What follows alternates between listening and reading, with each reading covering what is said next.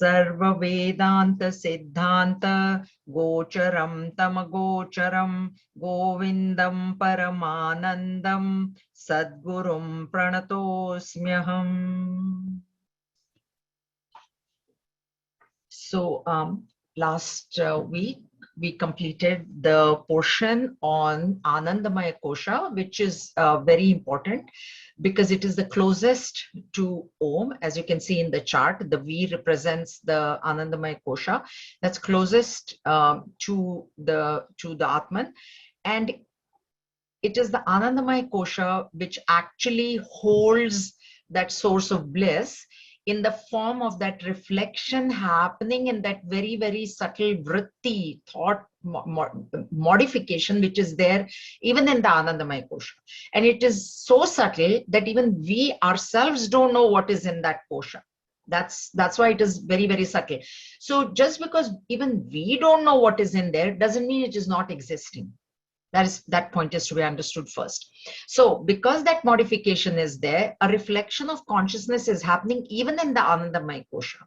And through that reflection, that happiness is being generated into the mind in the form of Priya, Moda, and Pramoda. I told you the three levels of happiness that we have when we see the object of our like, when we obtain it, and then we experience it. So those are the three. Those three levels are in the Anandamaya Kosha.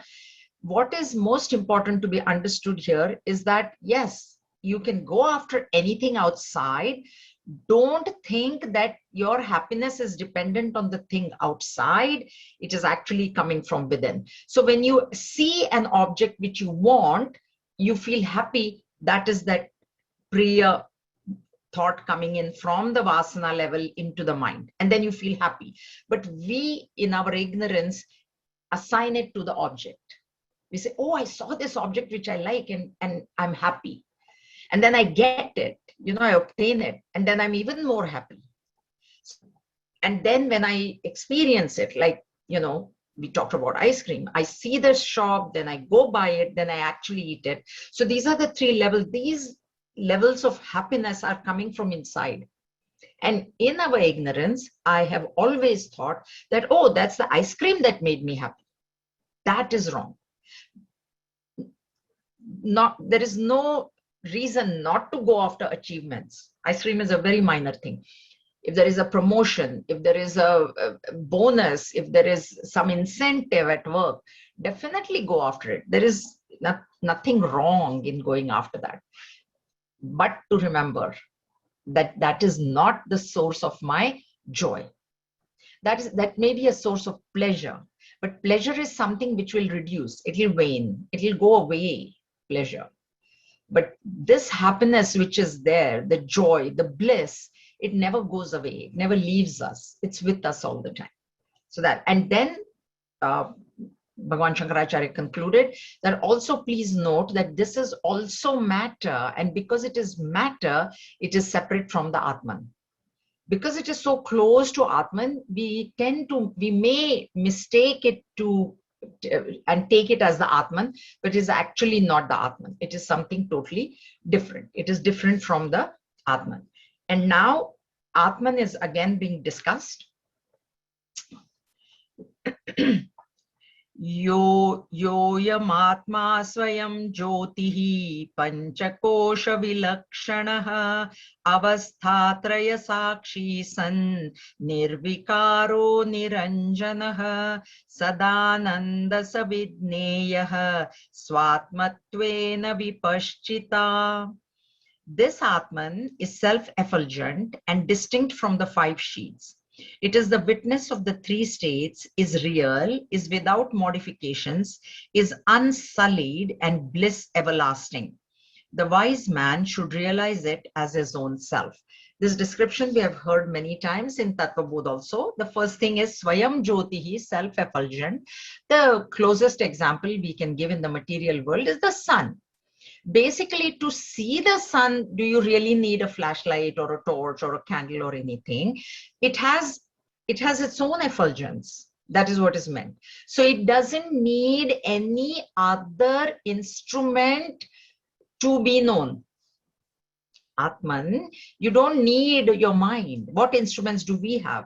I have the body, mind, and intellect. And that Swayam Jyoti negates the instruments. You don't need an instrument to see or know Atman. It is self-effulgent. That is what it means. Panchakosha Vilakshana, it is different from the Panchakoshas. And this word Vilakshana should be understood different, should be understood as it has different properties, different attributes than the Panchakoshas. So the Panchakoshas are matter, they are limited. Atman is unlimited, it is not matter, it is energy. It's like in physics, you would say energy and matter. And finally, of course, even physics also says that in the final stages of destruction of matter, it converts into energy, which means matter also really never gets destroyed at all. But we see it changing and we think it is destroyed. Like we see the body dying and we say, oh, the body is no more. But actually what has happened is the 5 elements merge back into the 5 elements. Can we say that the 5 elements got destroyed, space got destroyed, air got destroyed, but it has an end. So Panchakosha means the Panchakoshas, the 5 koshas that we studied, Annamaya, Pranamaya, Manomaya, Vijnanamaya, and Anandamaya finally, they are matter, they are limited, they are finite, they will end. They can end, they will end. But Atman then is Vilakshana, is different. So it is infinite, it is unending, it doesn't modify. Panchakoshas modify, we know that. There is modification in them. In matter, there is always modification. In Atman, there is no modification. Avasthatraya Sakshi, Avasthatraya, the 3 states, and the 3 states that we have are waking, dream, and deep sleep. That is our experience. Every single day we go through these 3 states. We are in the waking state, then we go into deep sleep, and then not that every night we'll have a dream, but sometime in our life we have had a dream. So there is a state which is the dream state, which is experienced at some times, not all the times, we agree. But sometimes it is experienced, and it is the witness of the 3 states. Right now, what I think is, I am the waker. I am awake and I am the waker. What needs to be understood is that, no, the ego is the waker and there is somebody else watching, Sakshi. That's why Sakshi, this Sakshi word is Sakshat Ikshate iti Sakshi. Sakshat Ikshate means directly perceived. So right now, I am a Sakshi of all of you, and all of you are a Sakshi of me. Why? Because you are witnessing me, you are directly perceiving me through the computer or whatever. I am also directly perceiving you. So because as long as the 3 states are considered to be real, this is a very subtle point, please listen carefully. As long as we consider the waking, dream, and deep sleep states to be real, Atman is called as Sakshi, witness, because a person becomes a witness if there is something to be witnessed. Suppose I was trying to join in and I was not here, then would you all of you been called as witness of Jaya? No, because Jaya was not there. So that time you were not witness of Jaya, but now you are a witness. So as long as the 3 states are considered to be real, Atman is called as Sakshi. But in actuality, are the 3 states real? They are not really real. So Atman is actually not even a Sakshi. But for understanding purposes at a lower level, this is Sakshi word comes a little bit lower than the highest pure consciousness or Brahman. Because when you say Brahman or pure consciousness, there is nothing other than that. So that Brahman cannot be called as a Sakshi. There is nothing to witness. How it will become witness? But what happens is we are giving reality to the 3 states. Therefore, the master tells us that, okay, understand this Atman to be the witness of the 3 states. And see how it works. I know that I'm awake. In the waking state, it is hard to understand the Sakshi principle. The best state to understand this Sakshi is deep sleep. Because in the deep sleep, when your body is totally folded, mind is totally folded, in the waking state, through the mind, I know everything. right? Mind, intellect. I see, and then the mind says, this is this, this is that. So through the instruments, we are perceiving the world. But in deep sleep, all these instruments are folded. The body is folded, the mind is folded, intellect is folded, ego is folded, everything is folded. Yet after I wake up, I'm saying I had a good night's sleep. Without any instrument, I come to know. So that's why deep sleep state is the one to understand this word Sakshi. Because what happens is, in the waking state, you think, what Sakshi? Yeah, I am seeing, I am talking, I am listening. And what that I is actually the ego. But if you quieten your mind, you will understand that in a quiet mind, what you come to know is you are speaking. Like right now, I know that I am speaking, and there is somebody there who is awareing the speaking. The mind has to be extremely quiet and purified.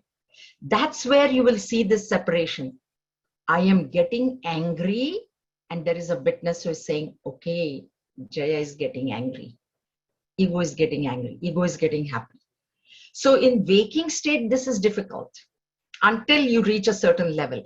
But that's why look at the deep sleep state, where there is no instrument of yours. Your eyes are closed, you're breathing, but you don't know. And yet when you wake up, you say, I had a good night's sleep. I knew nothing. Now who is that I then? It's not the mind. The mind was folded. Intellect was folded. In the waking state, if I say I don't know chemistry, I don't know physics or whatever, okay, then you think, okay, that is the I, that is me. That is the ego. That is the ego. And so that's why this avastha, as long as the three states are real, are valid, Atman is Sakshi. But as soon as these are negated, Atman loses its position as Sakshi, because actually Atman is not even Sakshi. Actually Brahman is not even Sakshi. Understand, the word Atman and Brahman are synonyms, but Atman is used for the individual Atma within us, and Brahman is used for the totality. But they are one, and that is the whole Vedantic principle, that this Atman, which is within me, is the same as the Brahman outside. I am Atma Brahma. That's the Mahavakya. I am this Atma. It's called as Atma, but it is Brahman only. But right now, I think it is me. That ego, I think, is Atma, is me, myself, all these things. Okay, so understand this. Sat nirvikaraha niranjanaha. Nirvikara, modification.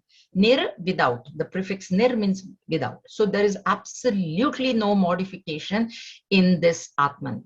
Whereas, think about your body, your mind, your pranas, intellect, ego. Isn't there a vikara happening every minute? Body we don't see, but so many cells have already died in the last 20 minutes after I started the lecture. Maybe so many cells are born within me. I don't know that, but the doctors can confirm that, right? My mind has changed so much. My intellect has changed so much.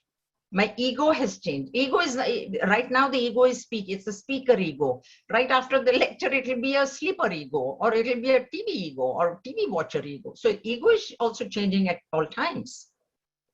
But that's why this is nirvikara. It doesn't change. It remains the same in all three periods of time.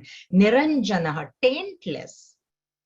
Taint comes, impurity comes when there is something other than this object. I have a white cloth, and then some ink falls on it, or something falls on it.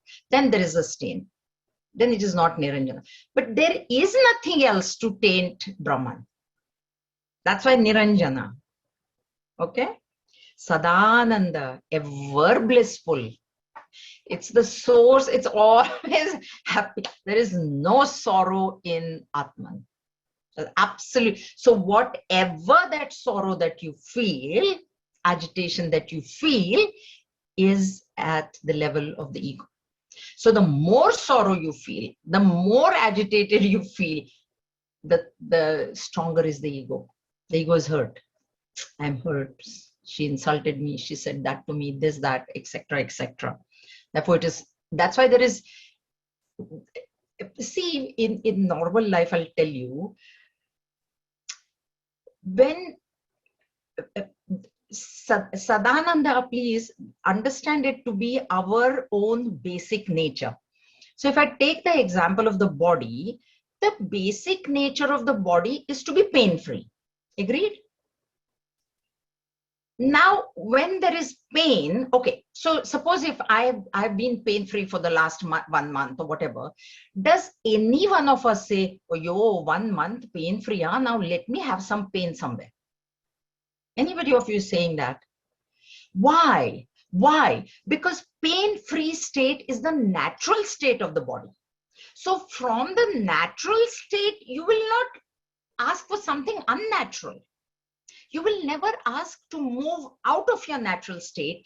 But suppose the body goes into the unnatural state. It goes because it's prarabdha, the body's. So now one day I have a headache, backache, leg ache, hand ache, whatever that is hurting. Do you say, oh, it's okay, you know, so many days I was pain-free now? No, you will try to get out of it as soon as possible. Won't you? Won't you?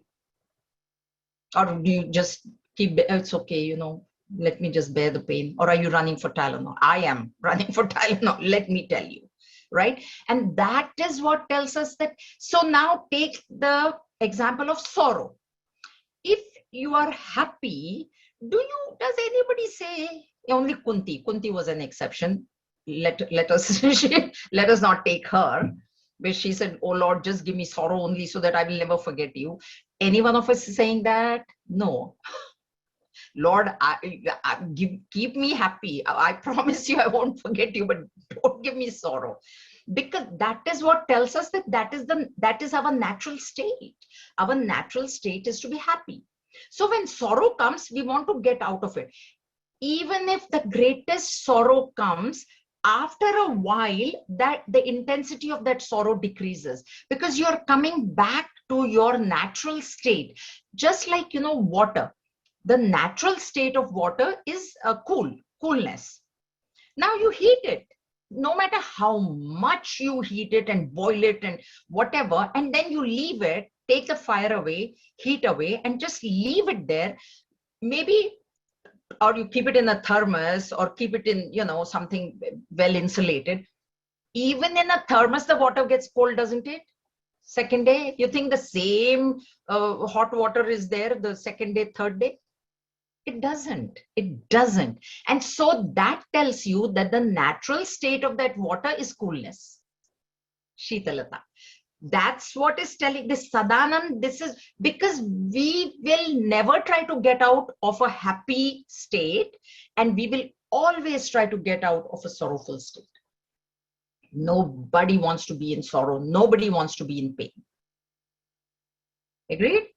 Unless somebody wants to be in pain and sorrow, then I don't know. But I don't. So that's why Sadananda, Sada Ananda, Sada, every minute, every second, this is a source of bliss. This is bliss. And that is what proves it.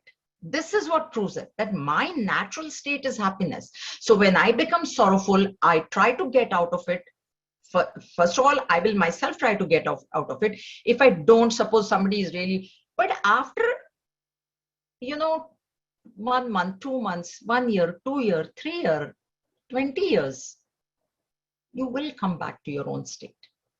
That is what tells us that this Sada Ananda, Sada, ever, ever, forever we are that blissful state. We are that bliss. Sa vidneha swatma Swatmatvena vipashita. The wise man, therefore, should realize it as his own self. Means don't think of yourself as the body, mind, intellect, equipment. Panchakoshas. Don't think yourself as the Panchakoshas. Consider the Panchakoshas to be your instruments. Use them. Please use them. Treat them like slaves. Take care of them. Use them to get out of this world, to get out of this sansar, to get detached from the world.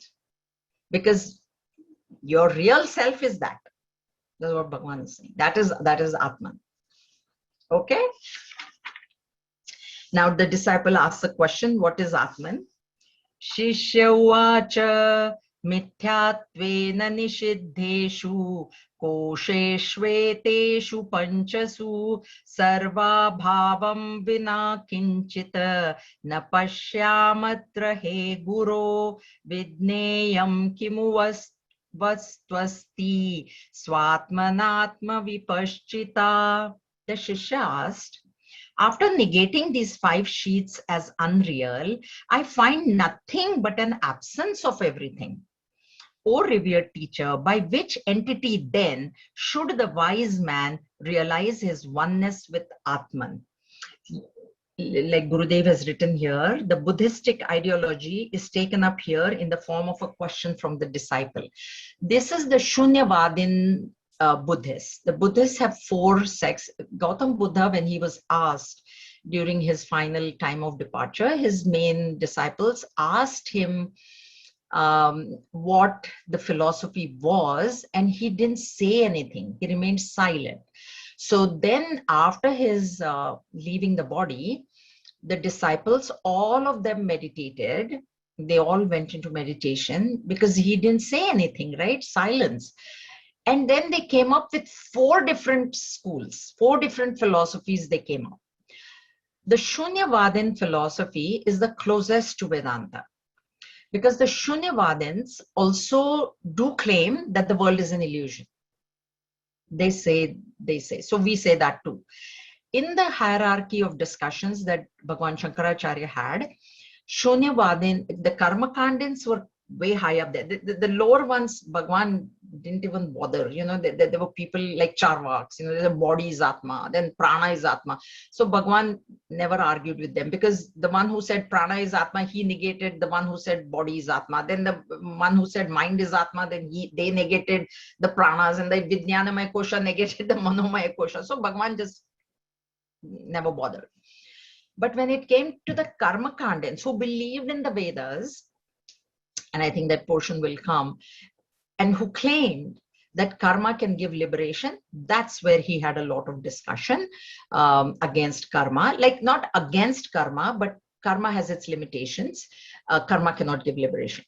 And then the opponent was Shunyavadin Buddhists, because they said the world is an illusion. Bhagavan said, agreed. But what they said was, in the final analysis, that we reach a void. This Vipassana meditation, that is what they do. They reach a void where there is a lot of peace. It's void, there's nothing, right? So like if you're alone in the house, you'll be at peace that way. But the point was that it gives you peace. Does it give you knowledge? And the final question that was asked was, and that's what the Guru is going to explain. So I will explain it in the next verse. But anyway, the Shunyavadins were asked by Bhagavan Shankaracharya that yes, the world is an illusion. We agree to that too. But where have you seen an illusion without a substratum? How can you see a snake if there was no rope at all in the corner? How can you see a movie if there is no screen or there is no white wall or something? That is the question that was asked. They said this world has come out of nothing. In our experience, day-to-day experience, you have nothing, and then suddenly you go and tell the goldsmith, okay, I want a necklace. Now give me necklace. Now from nothing, you will bring necklace. Everybody would have been rich then. So that is the point. Now here what, in the form of the question of the disciple, Bhagavan is taking up this Shunyavadin Buddhists, because they were the, like I said, they are the closest to Vedanta. The others, Swami Vidyaranya takes that up in his Panchadashi. He takes up each and every one of those schools. So we learn a lot, great detail in there. But here he's taking the Shunyavadins, and what the disciple has said is that, okay, you say the 5 koshas are unreal. I told you, avasthatraya sakshi, the 3 states are not real. Okay, pancha koshas are not real, but then there is nothing remaining. Then there is nothing. So that's the Shunyavadins. That's what they say. Pancha koshas are illusion. Agreed. And finish. That's it. World is illusion. Panchakoshas are illusion, and there is nothing. There's shunya. Shunya is zero. Shunya, void. There is a void. Okay. This void, the shunya, you can get it in deep sleep. Deep sleep, there is peace. See, if we had said that this shunya, this reaching that void is liberation, then every one of us would be liberated, because we are going into deep sleep every night, at least for some time. But deep sleep doesn't give the same. Deep sleep gives peace, but it doesn't give knowledge. That's what it is. Okay. Now the guru is now going to explain this philosophy. So let's read that.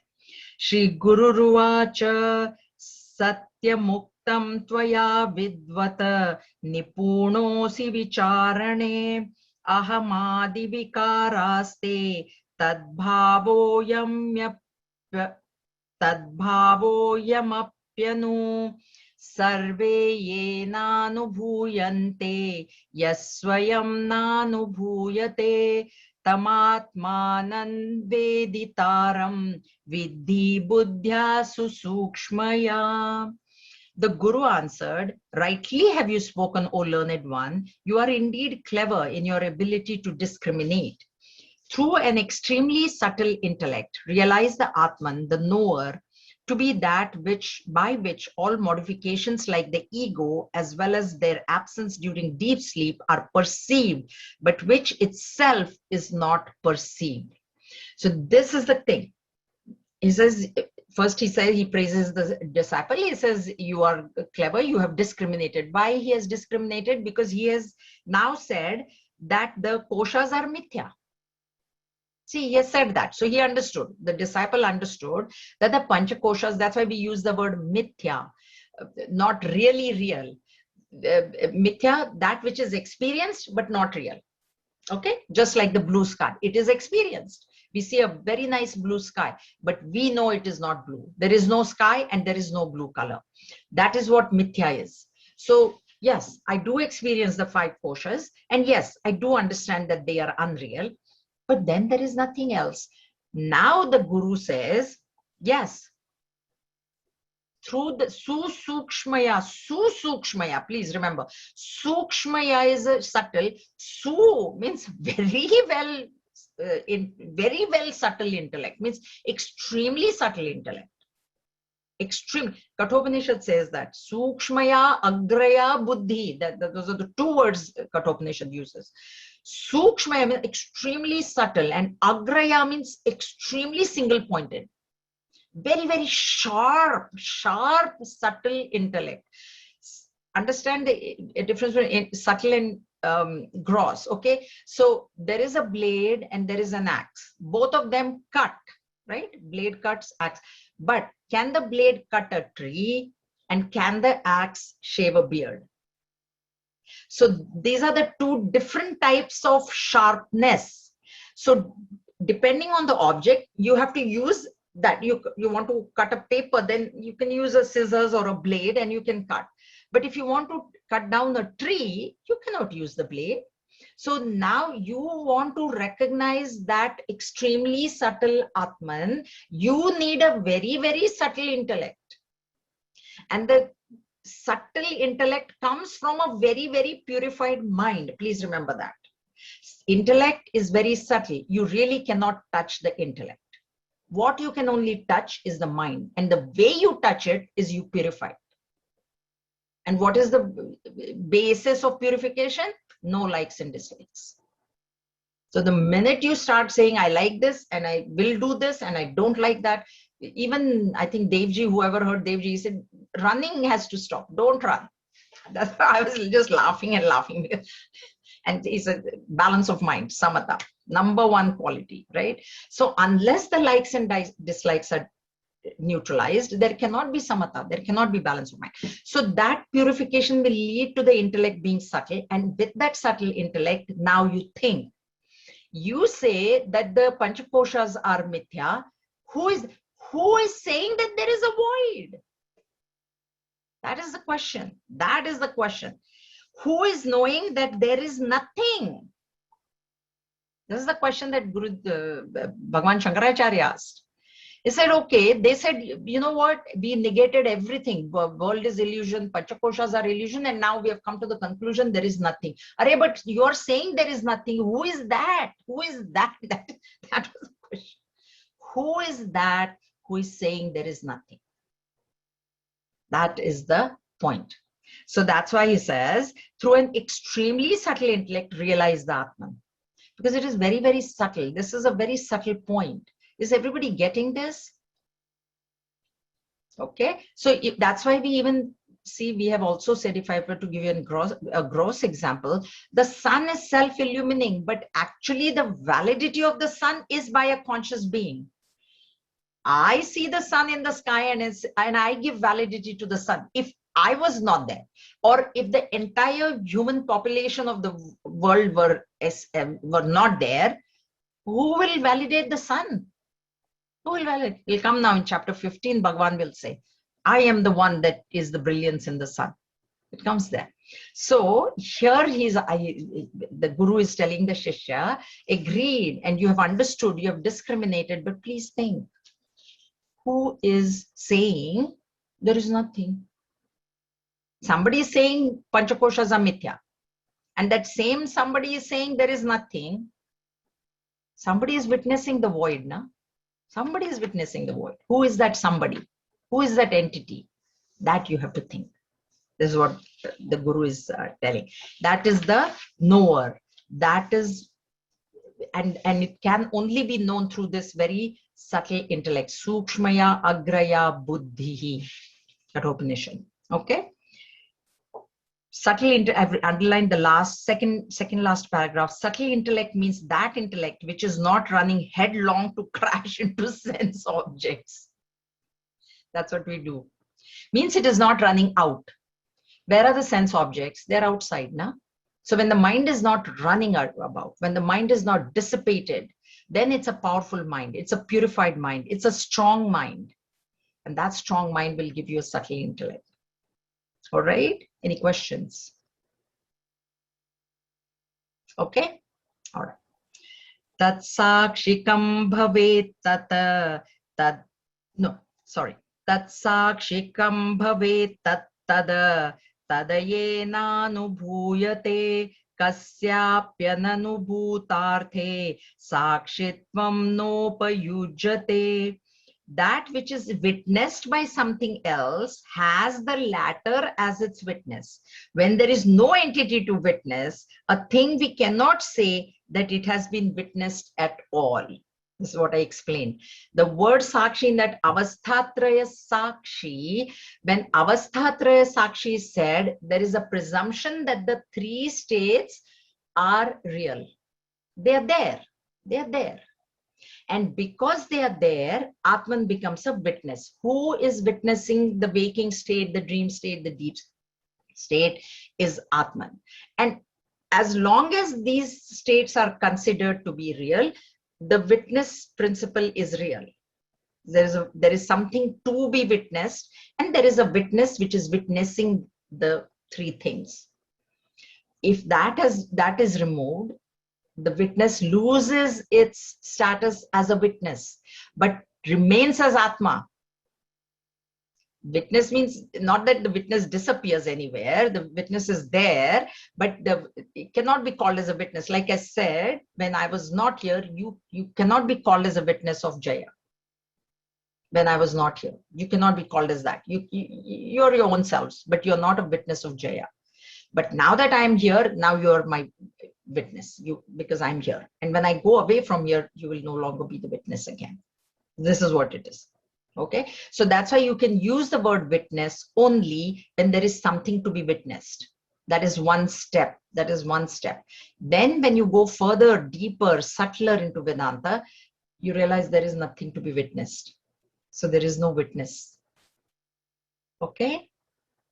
Jayaji, I just had a question. Mm-hmm. We are talking about the witness who's witnessing like the three states that we are in, right? So so is that where the Buddhists just stop? They say like there is no witness? Yeah. They're saying the three states are illusion, so they are mithya. Then there is a void. Then there is a void. Yeah. But we are saying, no, there is something that is witnessing, and we The have void. to understand what that thing is that is witnessing what you all are saying is not being witnessed. Correct. Correct. Because when I say there is suppose if I say there is nobody in my house, Are Baba, I am there. No. Can't say house is empty. Because who is saying that? If you're saying the house is empty, but you are there, no? Right? That way. That has to be understood. Thank you. Welcome. Now, असौ स्वसाक्षिको भावः यतस्वेनानुभूयते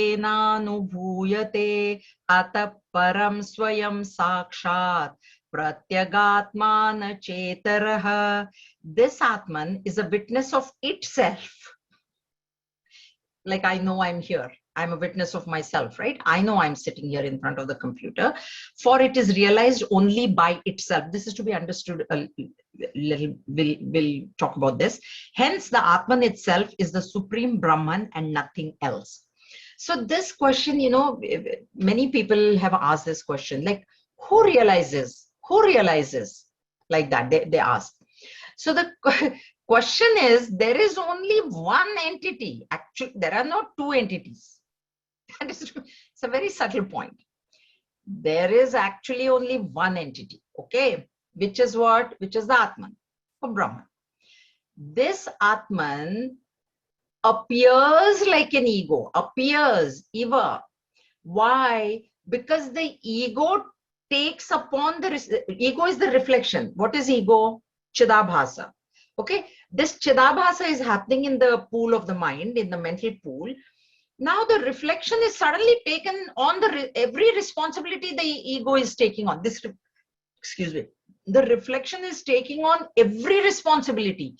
So I am beautiful, I am fat, I am thin, I am compassionate, I am intelligent, I am dull. Full responsibility the ego is taking on itself. So now, who is to realize? The ego only has to realize that I am just a reflection. And my existence is double dependent. It is dependent on the medium and it is dependent on the object. It's not only one dependency, it is two dependencies. And this realization the ego has to have, which is there a different thing like ego and on this side Brahman? No, it is a reflection, it is Brahman only. But it doesn't recognize that. Identifying with the matter equipments, it says I'm the body, I'm the mind, I'm the intellect. Instead of saying I am BMI, the practice has to be I am Atman. And that is the whole thing about that Nirvana Shatakam. Mano Buddhi Ankara Anaham. I am not this mind, Buddhi and ego. That is the practice. That is the practice. Who is doing the practice?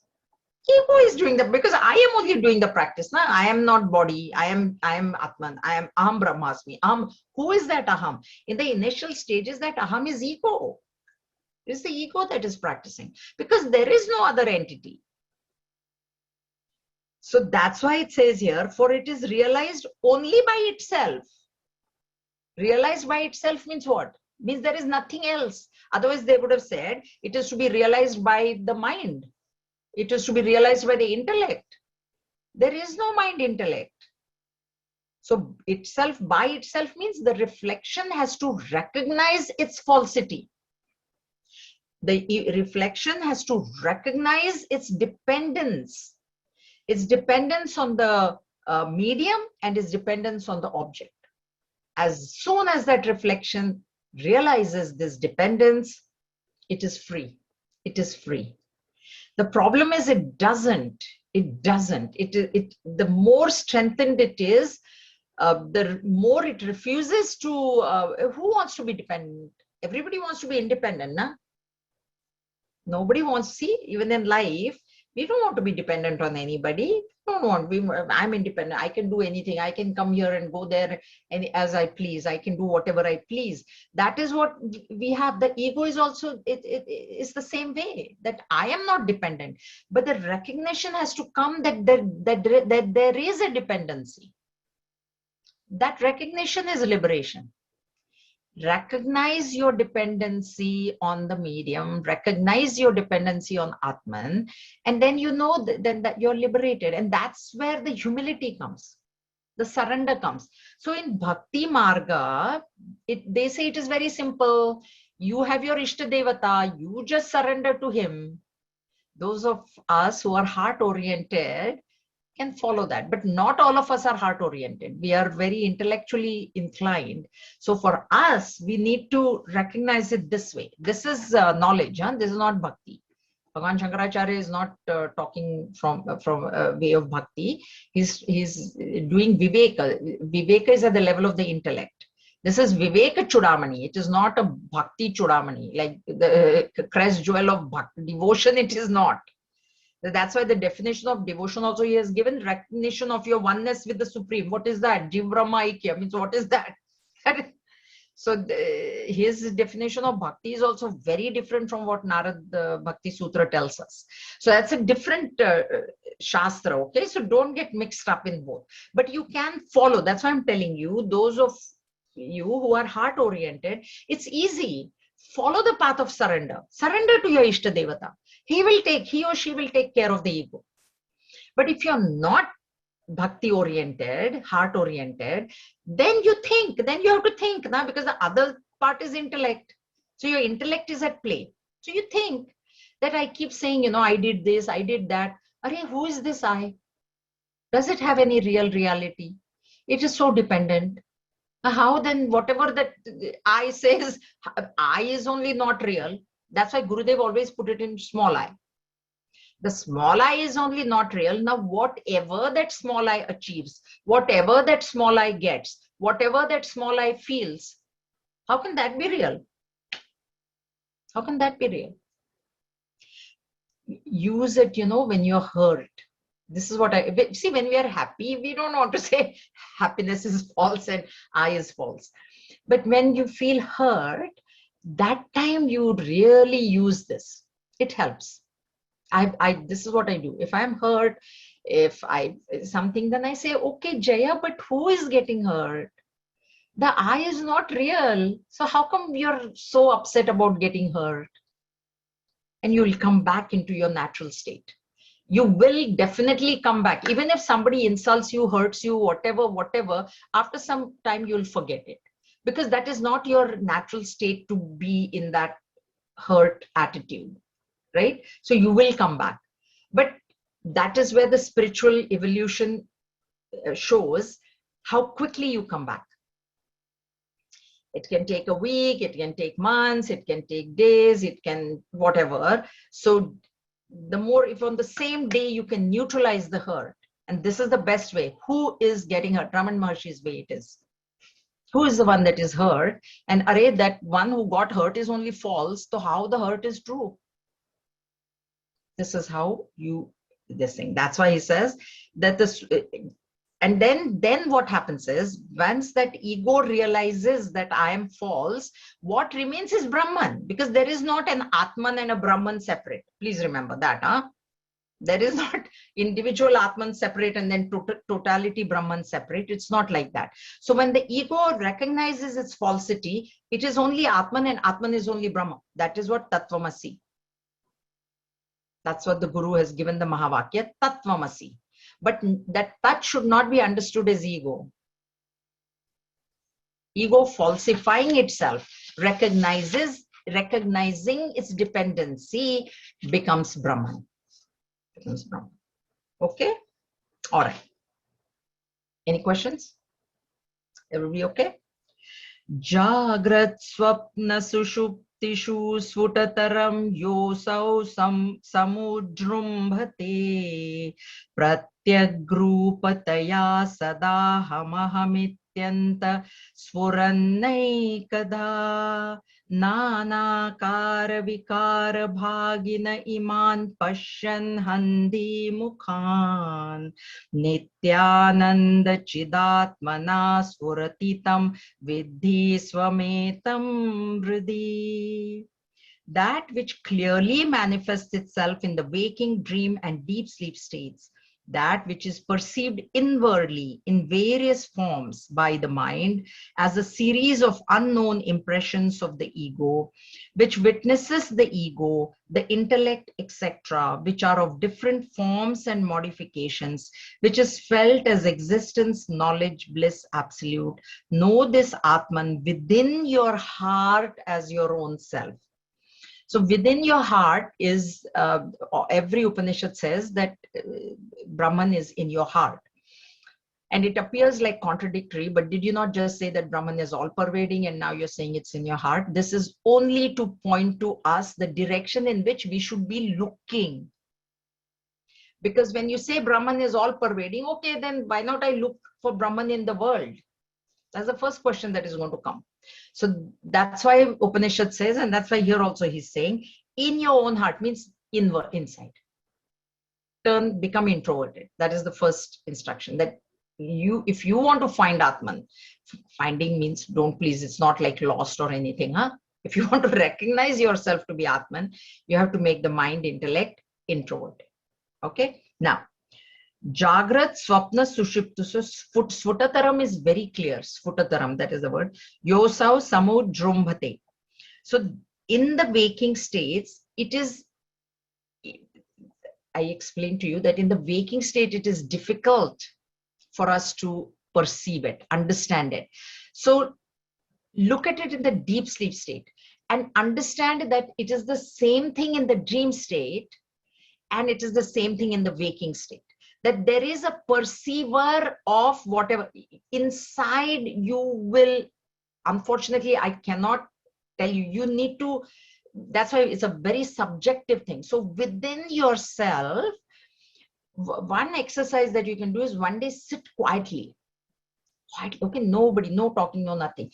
Just sit, and then, the thoughts will keep flowing because that is the nature of the mind. Then at one point, you will recognize that there is somebody else watching the thoughts also. Somebody else means not outsider, within you. And that's where you differentiate. Okay, the thoughts are flowing in the mind, and there is this Sakshi that is knowing that the thoughts are flowing. A very subtle point. You have to do it yourself. Do it as an exercise. Try it. Try it. Okay? You will know that even now when I'm speaking, I am speaking, and I know that in the back of my mind, I know that I'm speaking. Two different things. I am speaking. So small I is speaking, and the big I knows that the small I is speaking. This separation has to come. And that's why he says in all three states it is happening. But to the best sleep. Because when you are actually in deep sleep, because all the instruments are folded, you can very easily understand that upon waking up, how did you know that you slept well? Somebody has to be there. Okay, that somebody, the same somebody is there in the dream state, and the same somebody is there definitely in the waking state. Though in the waking state, it gets the most covered because the ego is most predominant. It's very dominant in the waking state. That's why. Okay, any questions? Pratyak grupataya sadaham aham mityanta sfurannaikada. So it is that which is perceived inwardly in various forms by the mind as a series of unknown impressions of the ego. So when I say I'm the speaker, the ego is modifying, right? I told you the ego is constantly modifying. It is the waker, it is the driver when you're driving, it is the speaker when you're speaking to somebody, it's the listener if maybe you're listening to somebody, or you're watching TV, it is becoming the. So all these modifications of the ego are being witnessed by the witness. what happens is, because we get so caught up in what the ego is doing, we forget the witness. That is what, in the waking state, that's why it becomes the most difficult, because we are so caught up in the TV show or the movie or the whatever speaking or the listening or reading, whatever that we are doing, we just think I'm doing it, and the witness gets overshadowed by the ego. Okay, that's why, but that's the Vivek that we have to do. That is what we have to keep in mind, which witnesses the ego, which it's the witness of the ego. As long as the ego is there, there is a witness. When the ego dissolves itself by understanding its falsity, the witnesshood also goes away. Why? Because the thing witnessed was the ego, but the ego has recognized its own falsity, so the witnesshood of the witness goes away, and what remains is Atman or Brahman. Okay, the intellect, etc., which are of different forms and modifications. The intellect is modifying too, right? Today I think this way, tomorrow my value changes. Mind, I feel very loving towards somebody, otherwise I feel not very loving, hurting, whatever. All these modifications are happening in matter, and there is somebody who's witnessing it. This is what the crux of this verse is. Okay, which is felt as existence, knowledge, bliss, absolute. So the existence principle is that don't I know that I'm existing? I am existing. I know that I'm existing. And the bliss absolute, I know, because I always, my pursuits in life are only and only for happiness. Are they not? That's what tells me that I'm bliss absolute. That's why I keep running after that bliss. I told you, like the cube of sugar running after chocolate. That's what we are. And the sugar cube was asked, why are you running after chocolate? And the cube said, I want the sweetness from the chocolate. That is what. Actually, the sweetness of the chocolate has come from where? From the sugar cube. But now the sugar cube is only running. We are only running now. We are only running after the chocolate. Give me happiness, give me happiness. begging. And we're begging to the wrong objects, wrong people. They have no happiness in them. That's what it tells us. And the nature, like I told you, my nature is, original nature is being happy. That's why I constantly, from sorrow, from any kind of agitation, pain, I will try to free myself from there, because I want to be in my natural position. That's why they say even sleeping, we kind of feel most comfortable in the fetal position. It's a natural position. So whatever is natural to us, we feel comfortable in that, and we want to be like going back there that way. Know this Atman within your heart. So where do I know this? Where would I recognize it? Where would I try to even understand it? Turn inward, introverted, become introverted. Okay, so we'll stop here today and we'll continue next time. Next week there is a class, right? Yeah. Jayadi, Yeah. I have a question. When you said that, like when the ego dissolves itself or recognizes its falsity, but that means even the, like how we say it's a reflection. So the medium that it is reflecting, even that dissolves, right? Okay, that good question.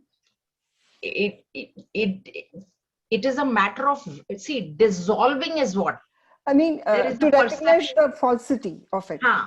Yeah. There is a perception and there is knowledge. Okay. Yeah. So I am looking at the sky, and the perception is, now it's going to come in Gita also. Okay. Perception is the sky is blue. What is my knowledge that is happening in my mind?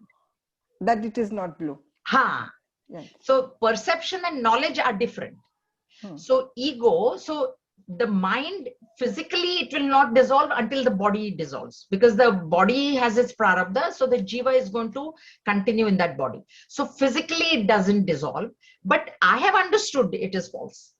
Like, does the sky go away for a realized master? It doesn't go away anywhere. He's also looking at the same sky. We are also looking at the same sky. Or a child is looking at the sunrise. We are also, child is saying, oh, the sun is moving, sun is moving. And I'm also seeing the sun moving, but To the child, I'll say, oh yeah, see, but in my mind, don't I know that the sun is not moving? That is the idea. Yeah. There is perception and there is knowledge. These are two different things. That's why, see, we see a person and then our knowledge is, oh, this person is bad. Sometimes, no, they must be doing something wrong. Are Baba, you don't even know the person, you just saw the person. How do you know? So that is, so perception and knowledge, they're two different things. Okay. Okay. Any questions? Everybody okay? So we will continue next